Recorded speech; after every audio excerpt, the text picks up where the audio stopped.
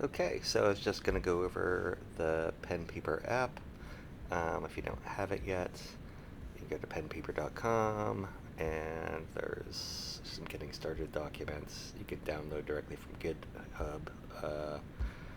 We'll kind of go through some of the little options here, a little video to get you started. You're already on the latest one though at this point in time, so if I go to download from GitHub, it's already going to take you to the latest version as of right now. This is version 1.1.72, and this one is a big one as far as adding all the features for LLM integrations. So I'll just begin here. I can minimize that. Once you have it downloaded and installed, this will work on all the various Linux distros.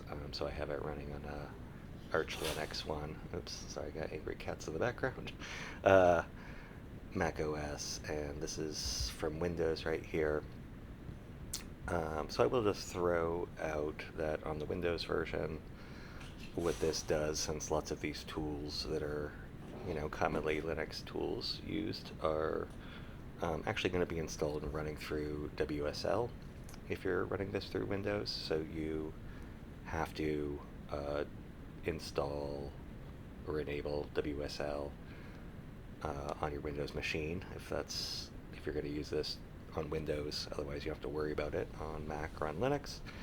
And you can look up your own videos for that. I've been doing most of my testing on using either Kali Linux or Debian Linux for WSL, but it shouldn't really matter in general. Before you get started, anyway, you want to look at the system readiness things. By default, you probably won't have lots of these things installed. I already have them here. I just uninstalled one so you can see it.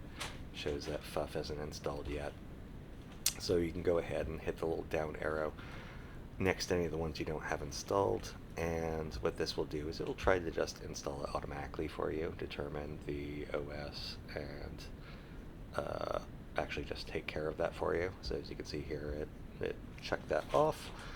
If for some reason something failed, you could just manually install it. The tool would work fine, but I've done a decent amount of testing on lots of the OSs with this. So the first thing you want to do is to start a new project. I will just point out up here so you can see what the options are. You have like some different themes that you can use, and so whatever aesthetics you want to go for there. You have import and export buttons.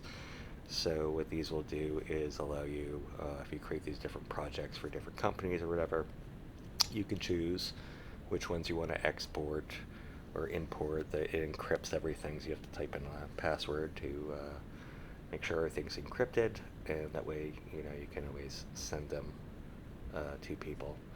So I'm going to get started.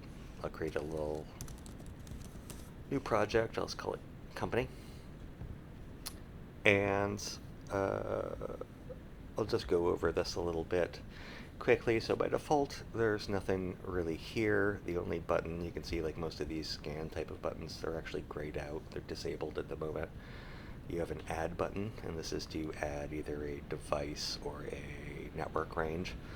Add devices down here. It's just going to do the same thing. They pop open the same menu, but sometimes this isn't as easy to get to if you're scrolled over looking at some of the other options. So to begin with, there's two ways to do this. You can either start off by hitting a magic button, and what that does is it will ask you, it starts off as if you hit the add button. It will ask you for the device or range, and then what it would do is it would go ahead and it basically does like an nmap with the SN flag just to see which hosts are up, the host or host, depending on if you're doing a range or an individual.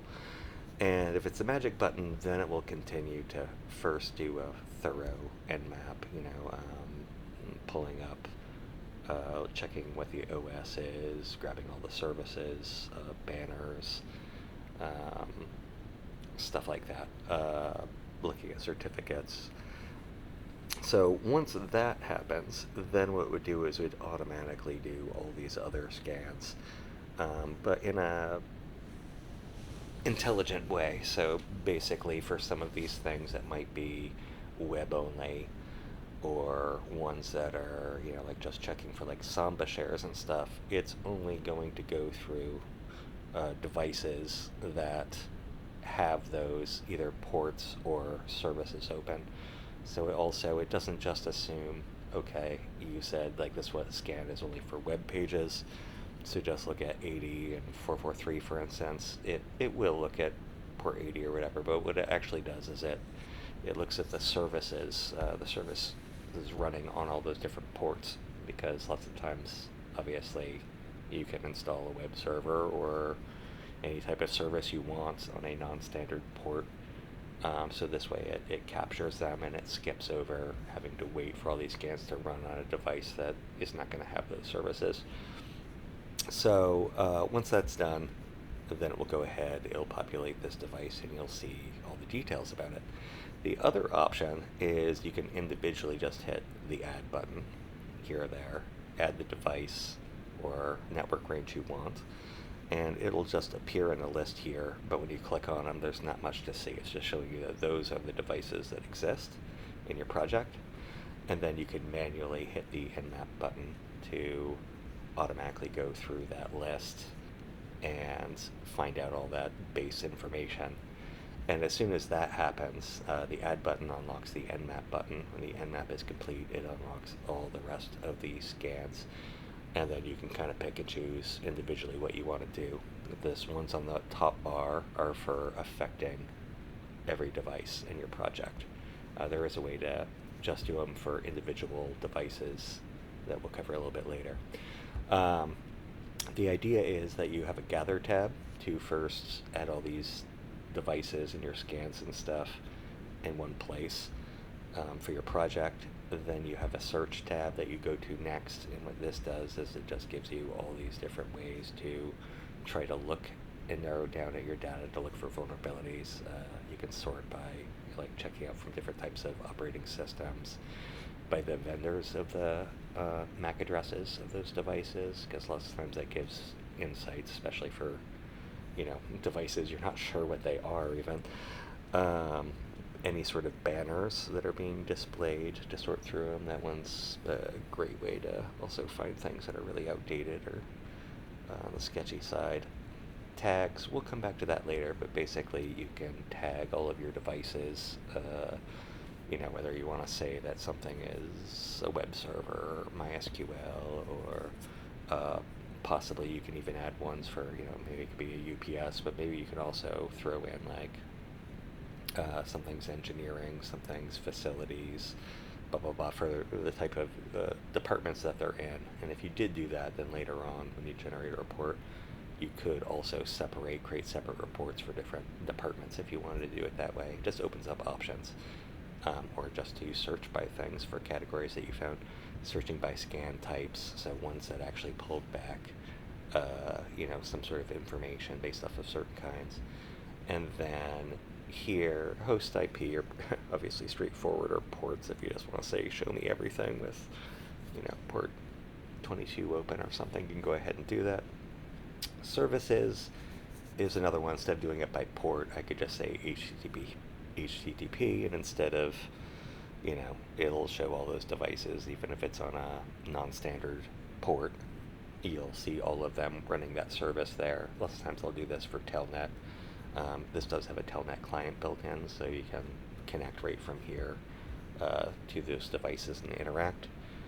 In settings, this is where you can control your concurrent scans, how many types of devices are scanning or types of scans are happening at once. By default it's set to 3.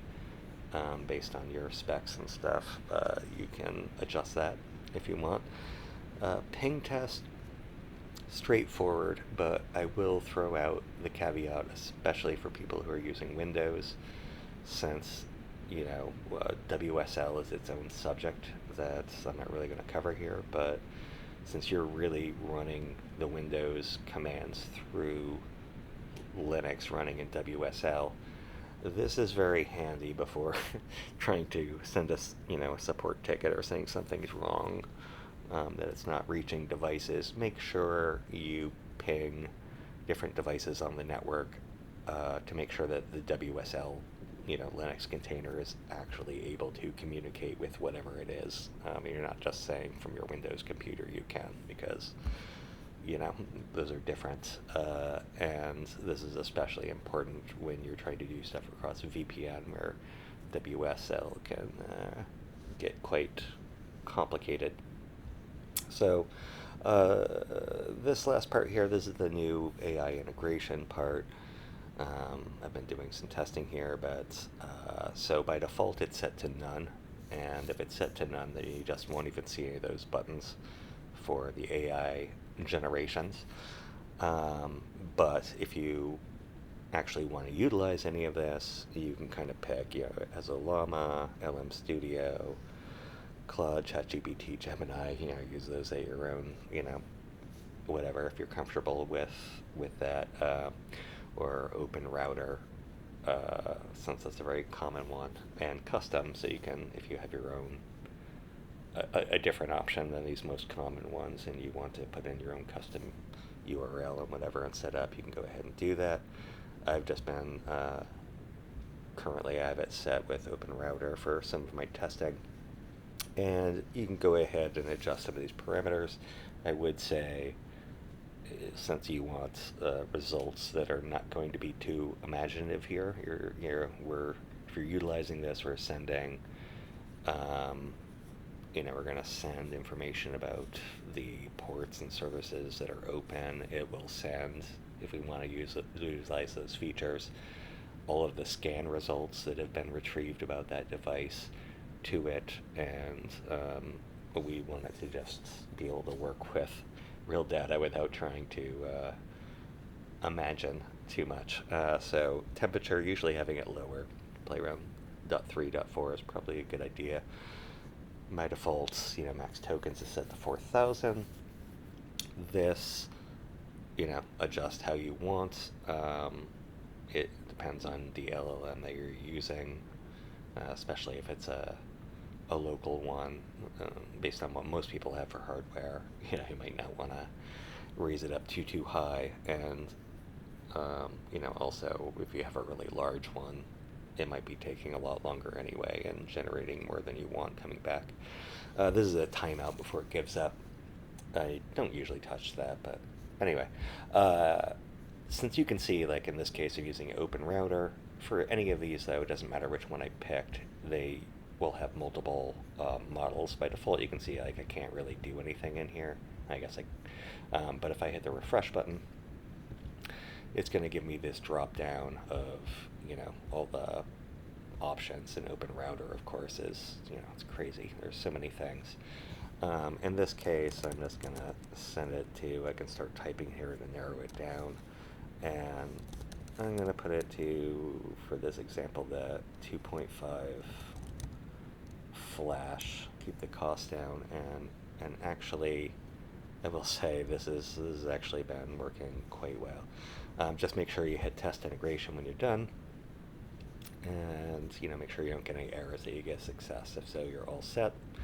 Debug logging, this is only if you ever need to submit any errors or anything. If I click this on, it will actually generate a debug log file, and it will show you where the path is, so you can quickly jump to it. So I'm going to go ahead, we're going to go ahead now and get started. And I will point out one other thing that I didn't talk about before, is this flag a non-device. So anytime if I hit these add devices up here, I'm looking for real devices on a network. I'm either looking for a network range or a specific device. And once again, I could hit this multiple times if I decide later on I want to throw in another network range or add a couple extra specific devices to this project. You can do that multiple times before you start doing this other stuff.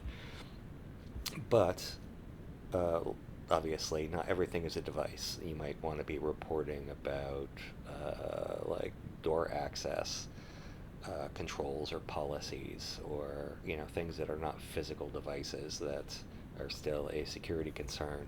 So you have this option up here to flag a non-device, and you can go ahead and give it a name, and then it will just like the other ones for devices. They'll have you fill out a description. They'll have fields for evidence and for recommendations. So without further ado, let's get started here. I'm going to speed this up, the video, so you don't have to sit and wait for it, but I'm going to do the little test network range. So I will say on Windows, it's just going to immediately ask me for the device or devices, and one of the things, that's pretty much all I'm going to have to do, and I can go ahead and hit begin, and it gets going, it starts, and you can see the progress down here. This will happen pretty quickly. It does the first part, the quick which hosts are up. It finds these devices, adds them. Now it's doing the nmap. You can see it's doing 3 at a time. There's 20 on this segment, and it kind of cuts off of how many have been completed total, finished doing their job versus the total amount. And as soon as that's done, then it will jump from nmap to, as I said, it might do SNMP and NICTO and search exploit at the same time. It'll keep track. If I was actually running this from Linux or Mac, the one difference is when I hit that magic button, it would also ask me for the admin password, because it needs those, those extra rights to get good results back from lots of these search tools. The reason I don't have to in Windows is because when you have WSL, it can actually run it as sudo without having to pass along a username and password through Windows due to the way how WSL is set up. Okay, I'm going to go ahead and skip forward, and then we'll talk about where it goes from here.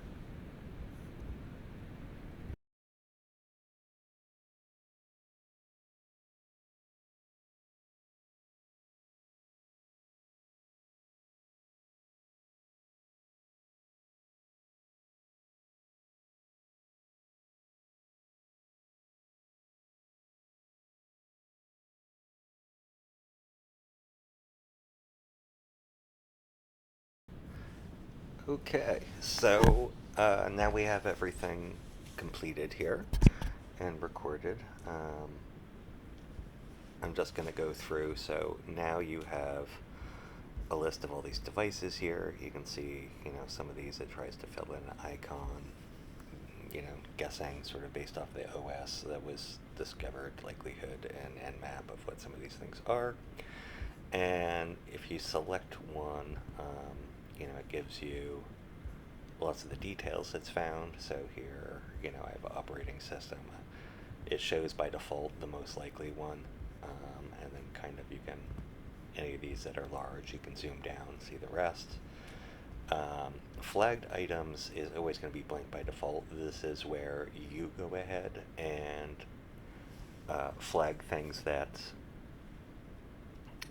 either for certain have some sort of vulnerability that you found, or that there's likelihood of it where you want to come back to it later. So basically the whole point is, between the gather and the search tabs, is that you want to identify vulnerabilities and flag them, fill out the information about these things, and then when you go to your findings tab later, the whole point of findings is looking at, they show up as incomplete when not everything is filled out yet, and you'll just have a list to go through and complete, adding, making sure that they've got, their severities, the categories they fall into, that you have your evidence and recommendations filled out. And as you finish off that checklist, automatically when you go to reports and to generate a report, it'll have everything it needs to create that for you. I've got my FUF ones here, so you can see it's kind of showing me the return status and how many words sort of came back for all of these. Once again, I can open it up and go through, and I can quickly identify lots of these things that are the same, and if I'm seeing like every single one returns the same amount of words, probably it's not really a real page, or anything that's, you can go to any of them, it's going to be all the same. Let me minimize that here. You have your, if there's any Samba information discovered, I will say, especially if you're running these scans remotely, and to where it's a point where you wouldn't typically be able to get a MAC address, for instance, this is where sometimes automatically, if it can connect the Samba LDAP parts, the num4 Linux scans basically, or doing the SNMP scans, pulling from that buoy, then I might be able to grab MAC addresses that wouldn't normally be able to be returned through a regular Nmap scan. I've got what web. Once again, it tries to highlight. I can see that there's like GitLab running on this. I can see there's Q, BitTorrent, WebUI. It tries to kind of highlight things of interest in there. Nmap vulners flag, Nmap scripts, search exploit. Or if you just want to see all the raw scan files, you can go here, and they're all here. I can go ahead and click on one and open it. If I wanted, I could click in here and hit like Control or Command F based on the OS and search for some sort of a word. It's 58 of those or whatever, but it highlights as you jump through. So you can go through and search. If you want to add your own scans, you can either import them if you've already generated scans elsewhere from another tool that's not in here, or you can add a scan to manually copy and paste or type something in there or whatever to generate new ones. You'll notice that when I'm on the Scans tab, I've selected a device here. If I go to the Scans tab, I also have the options. These are the same sort of ones I have up here. The difference being that I can do a one-off of any of these types of scans on the particular device, where the ones at the top bar are for all devices in your project.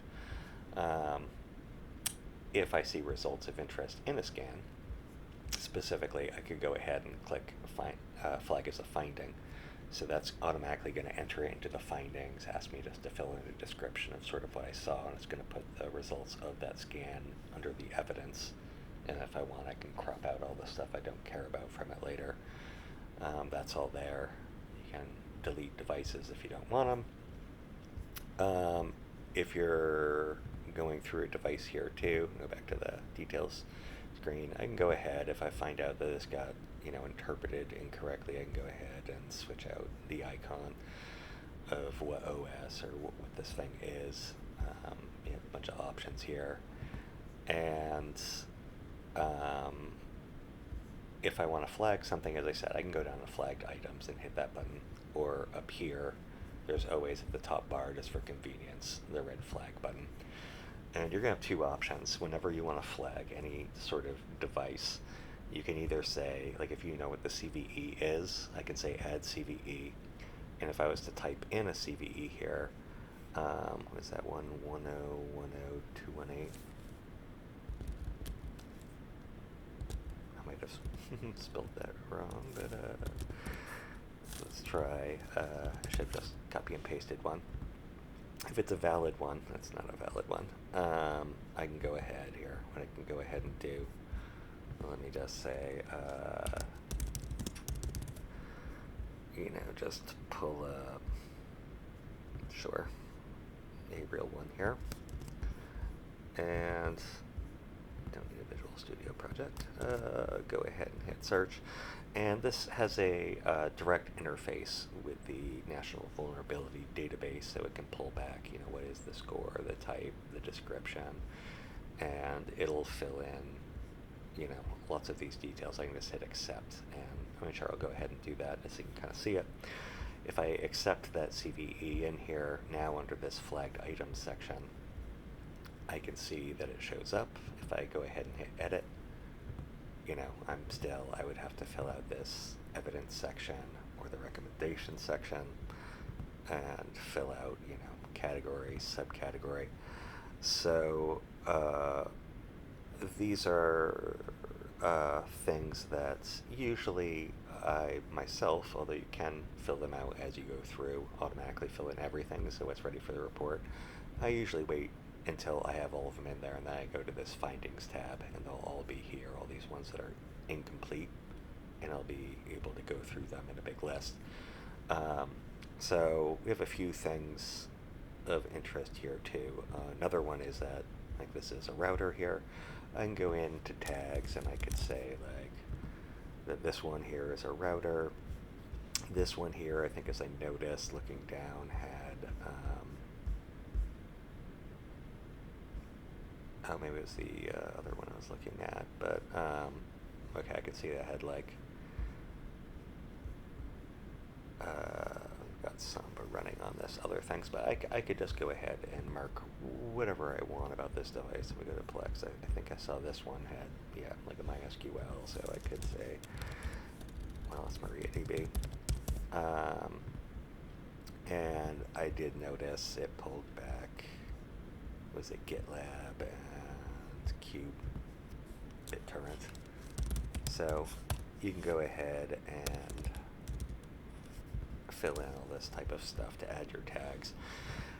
So we're going to go, I'll show you the other one. If we add flag again, the other one is just a manual finding. And this is where, you know, you found something, you don't have a CVE for it. You're just saying what this is here, so you can hit your descriptions. You do have all this sort of formatting and tools. I typically don't really use those too much myself, as the report's going to usually make it look pretty nice. And you have this, you know, you can insert images into any of these fields here to go ahead and select one, and it will populate it in here. But I'm going to continue. So basically, you're going through the gather tab, you're adding everything. You might want to tag stuff, flag stuff that stands out. I might go to the search tab, and as you can see now, I've got, you know, some different, I can sort by the operating system, see if anything stands out to me. Just one way to search for devices.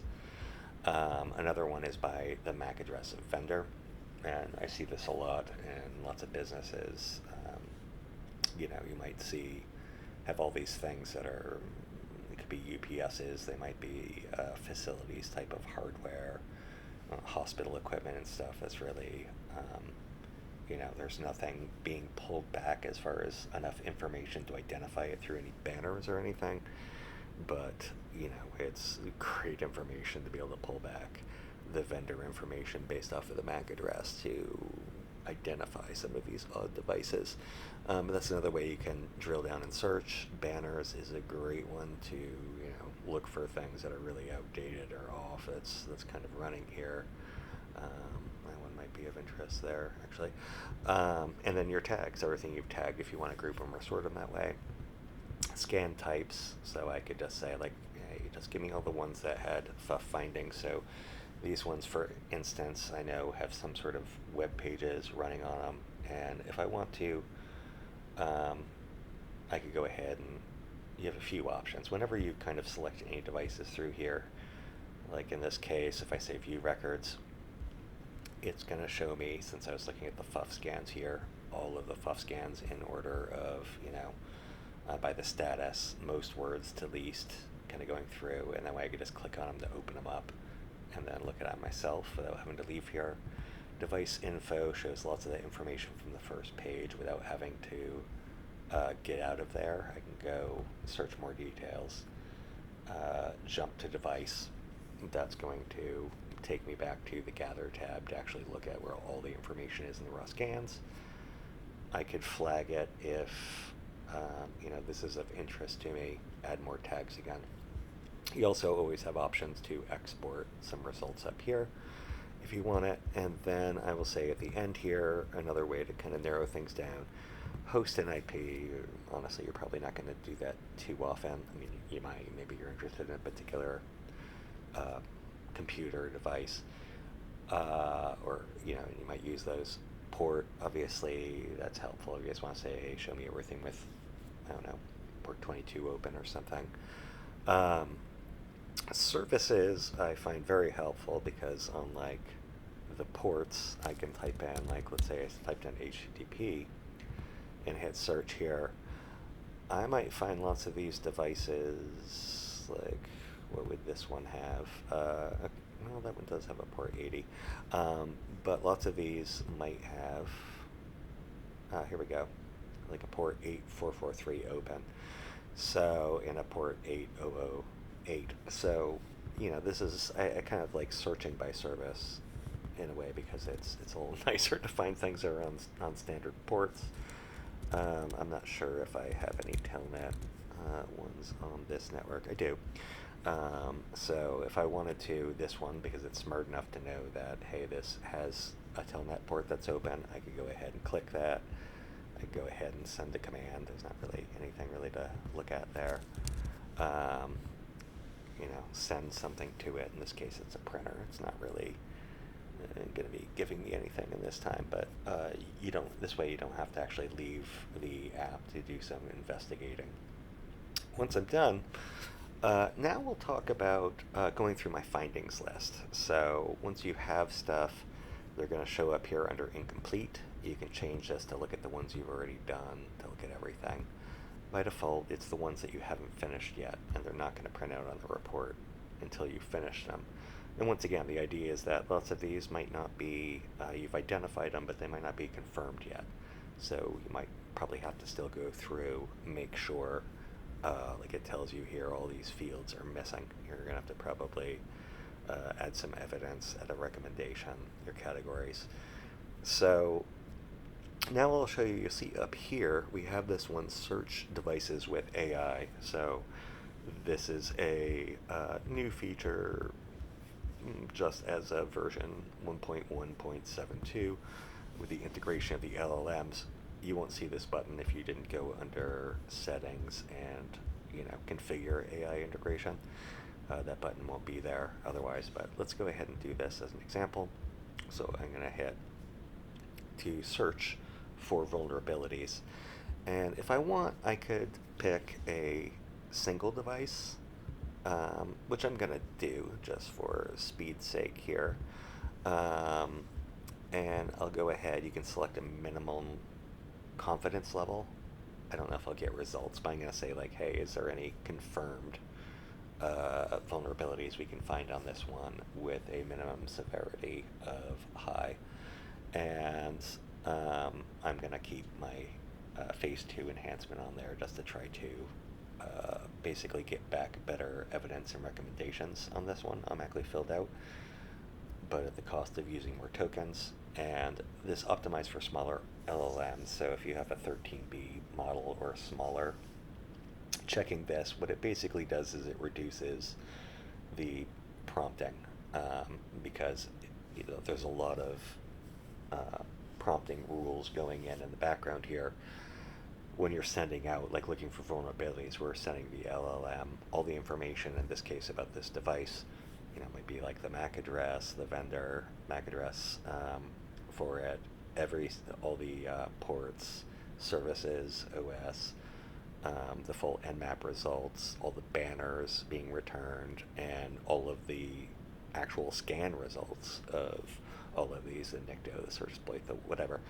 I'm going to go ahead and do this here. I'm just going to search this one computer, search selected, but I could hit search all if I'm just going to be like, hey, you know what, like I've added my range, let's see what you got. I could go ahead and do that, and that's it. So anyway, this is running right now. It's going through, this is just this one particular device. I probably should have tested this first, see if we actually get anything confirmed. It looks like maybe it did enhance 5 of 7, so I think we found at least something here. And once again, this is going to give you results better or worse depending on your LLMs. You might get like varying results here. And in this case, I'm seeing very similar ones, similar vulnerability. They are actually different CVE numbers, and they are different. That whether it's a Stack Overflow, heap overflow. Anyway, I'm going to go through here, view details. If I wanted to, I can read up about it here. It's filled in lots of the metrics. It's come up with a recommendation of what to do. It's going to go through the evidence, kind of seeing like what you have in your scans, everything that's existing there, maybe some commands to manually run yourself for confirmation, describing stuff. So you can go through here if you want, but let's just say I'm going to go ahead ahead and add some of these. They look very similar, so it's hard to tell if they're disappearing. But if I was to click on one, like for instance this lack of tree, I click on it, you can see it disappeared. So, I mean, heck, I can just keep clicking here. I'll just add them right off the bat. So, these have been added. They are not going to be listed as taken for granted. These will show up in your findings tab under the incomplete section. You're still going to have to, finish off some of this stuff just to make sure, we don't want to take AI at its word here. But I can open it up. I can read through the description of what it found. I can read through, what it put for its evidence in here. So it will actually say, well, the provided vulner scan output did not directly list, blah, blah, blah, blah, did confirm the... Anyway, go through this stuff, actually confirm it. I will say, if you want to, there's a Generate AI button inside evidence and recommendation sections, and you can kind of pick, how detailed you want it. But this actually tends to do a little bit better job than the generic just find everything one, and it's when you're saying to just fill in everything and find everything on a device, that AI, I need to limit prompts a little bit more to make sure everything's going to fit, where this is specific. So when I'm doing this, saying, hey, check evidence, I'm still sending all the information or scans about that device. It lets me know how many tokens I've used up and other stuff. And then this will give more results.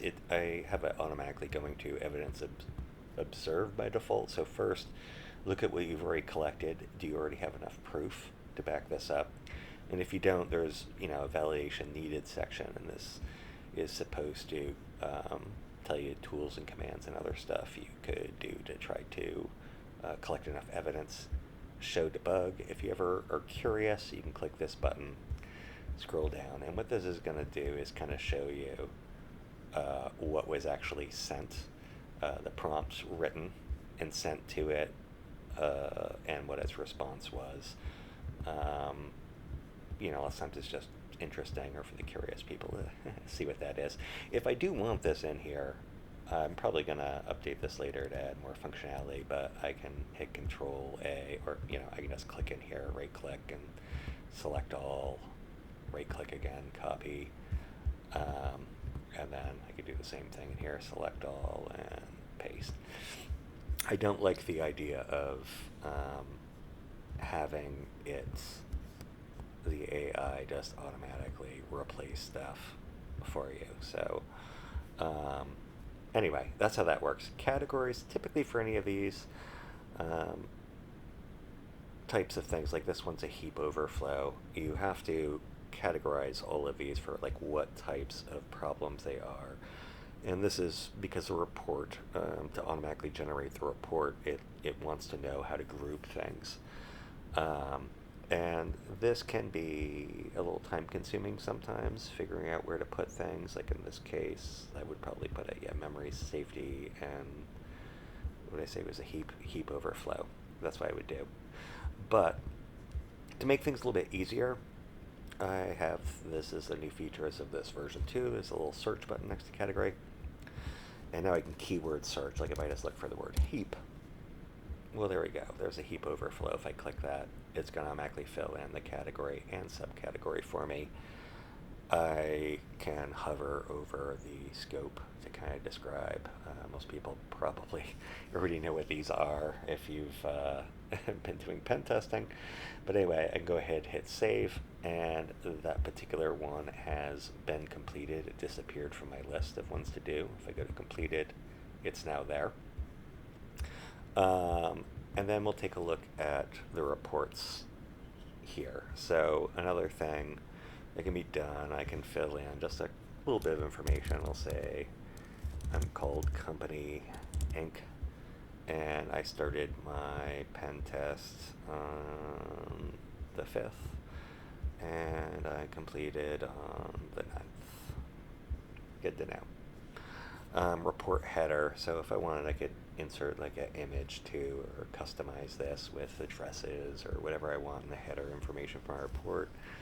These are your summary graphic going through the findings that were made in category, here's a little, let me just, if you hit the little help button next to summary graphic, this gives like an example, sort of different looks that you can insert into your report that you want in there. So it doesn't really matter. I'll pick this one, option 2, stack category bars. So I like that one, so I'll just hit that one, the stack category bars.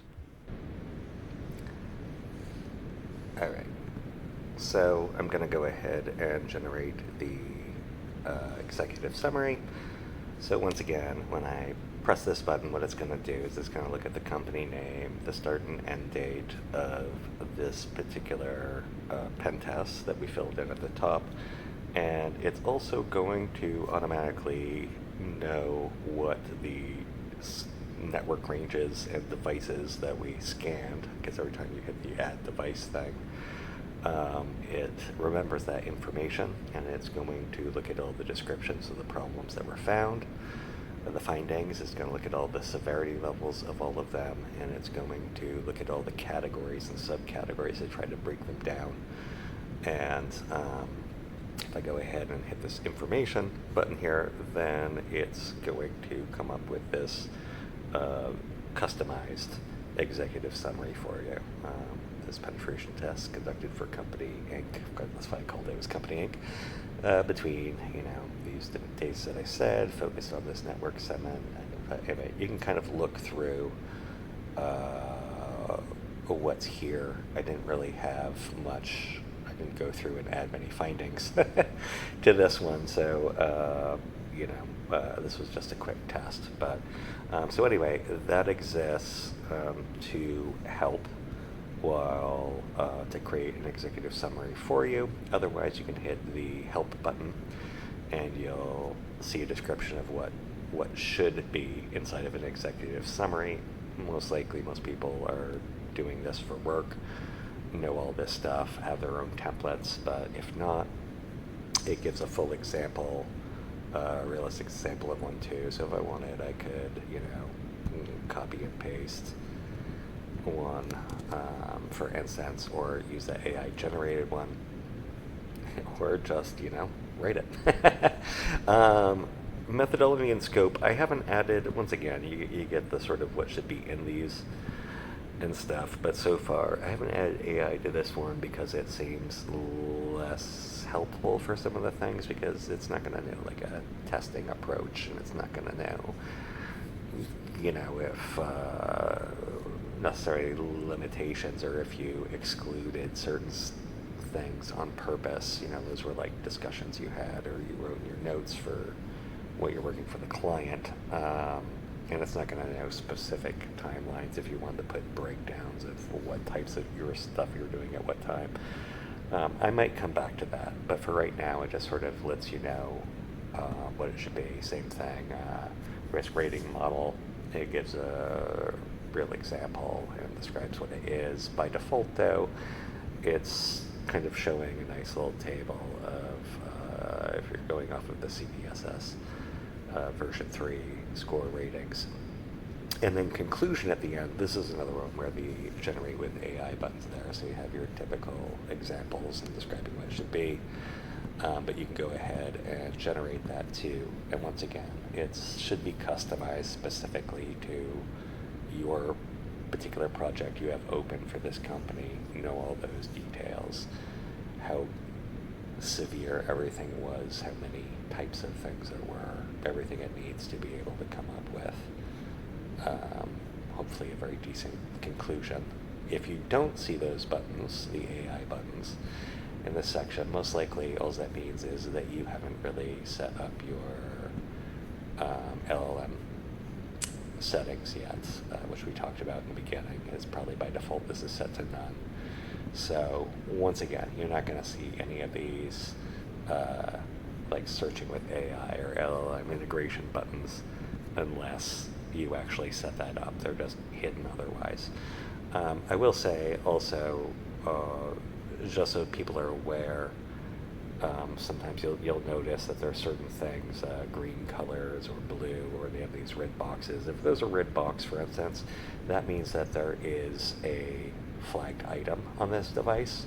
This device had a finding on it. And if it has the glowing green text, it's telling you that there is some sort of a web service running on it. And I believe if it turns blue, like down here, where the text is blue underneath, that's letting you know that there's some sort of a database that was discovered on this one too. These are just a little bit of visual cues that can sometimes make things a little bit nicer for people. And I think that should cover everything. So enjoy this new version, and let me know if you have any questions or any new features you want added. All right, thank you so much.